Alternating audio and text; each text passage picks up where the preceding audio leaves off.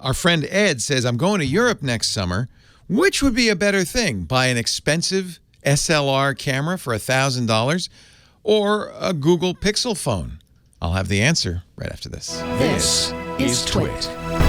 Ask the Tech Guy is brought to you by LastPass, the #1 most preferred password manager. Just remember your master password and let LastPass remember the rest. Visit lastpass.com/twit to learn more.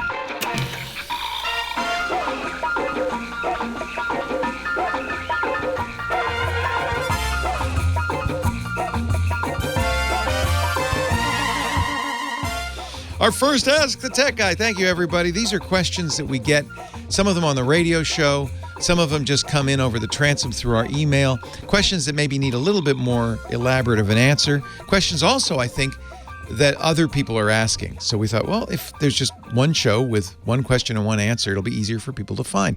And here's a good one. I get this a lot. Ed writes, I'm traveling to Europe next summer. Am I better to get a camera for around $1,000 or buy the Google Pixel 3? I'm still using my LG G5, but I'd like to upgrade. I could make the Pixel 3 my camera for the trip. What would you recommend? And a lot of the answer on this question depends on you as a photographer. I always carry a big DSLR with me, a big digital camera with me, and lots of lenses. But I always carry also a Pixel phone. My last trip was a Pixel 3. I think the answer to your question is going to depend a lot on the kinds of photography you want to do. If it's really just point and shoot, if the camera you'd buy would be just a camera so you could take pictures of the churches you visit or the rivers or the lakes or the ocean, I think honestly the Pixel 3 would be more than adequate.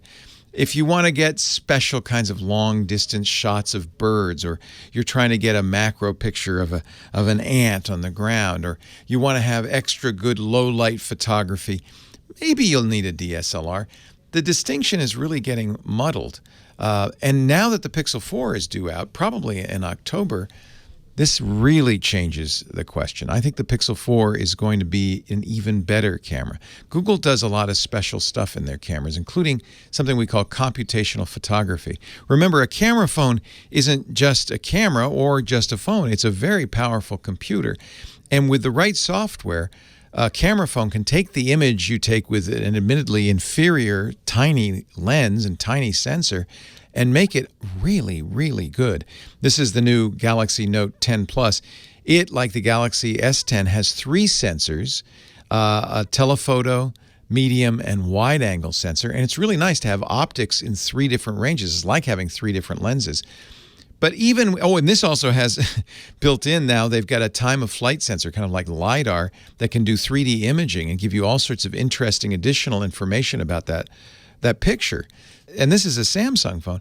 Even with all of these additional features compared to the Pixel 3, most photography buffs think the Pixel 3 still takes better pictures with its one lens than the Samsung.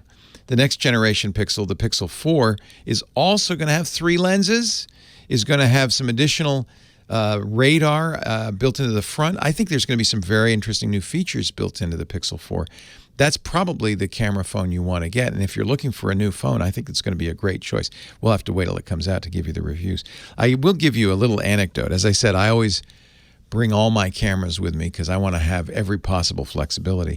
We were in Machu Picchu a couple of years ago, the beautiful Inca ruins in the Andes of Peru, and I brought everything with me, a 360-degree camera. I brought my Canon 5D Mark IV state-of-the-art DSLR with 5 or 6 lenses, tens of thousands of dollars with lenses. I took thousands of pictures, but the best picture I got this whole trip was shot with my Pixel 2, couple of generation olds Pixels.